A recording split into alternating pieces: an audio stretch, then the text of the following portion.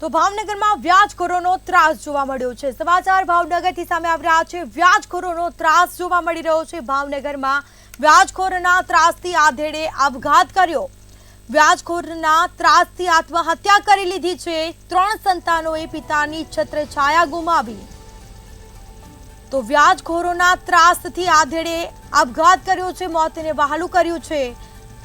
ગારિયાધારના પંચરત્ન સોસાયટીની આ ઘટના સામે આવી છે, જેમાં જયેશભાઈ સરવૈયા નામના વ્યક્તિએ આત્મહત્યા કરી મોતને વહાલું કર્યું।